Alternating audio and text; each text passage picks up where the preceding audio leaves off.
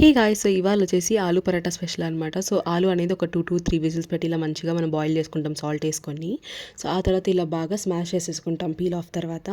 So, ఇలా బాగా smash చేసుకొని అందులో ఏమేమి వేయాలో నేను చెప్పేస్తాను ముందే ఆలు మసాలాకి. అందులో కొద్దిగా అల్లం వెల్లుల్లి పేస్ట్, సన్నగా తరుక్కున్న పచ్చిమిర్చి, అలానే ఆనియన్స్ ఆప్షనల్ అనమాట.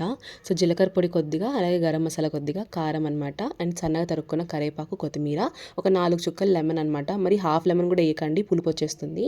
బాగా మసాలా రెడీ చేసుకున్న తర్వాత కొద్దిగా చేతిలో ఆయిల్ కానీ గీ కానీ అప్లై చేసుకొని ఇలా ఆలు అనేది బాల్స్లా చేసేసుకొని మనం కొద్దిగా ఇప్పుడు ఒక చపాతీకి సరిపడా పిండి తీసుకొని ఇలా థంబ్ ఫింగర్తో కప్లా చేసుకుంటూ రావాలి. సో అలా చేసుకున్న తర్వాత అందులో ఆలు బాల్ పెట్టేసి మనం బాగా ఇలా లాక్ చేసేయాలి, మోమోస్ని లాక్ చేస్తున్నట్టు.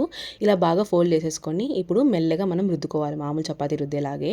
బట్ ఎక్కువ ప్రెస్ చేయకండి, ఎక్కువ దానిపైన వెయిట్ లాగా అంటే ఫోర్స్ పెట్టకండి, ఆలు ఫిల్లింగ్ అనేది బయట వచ్చేస్తుంది.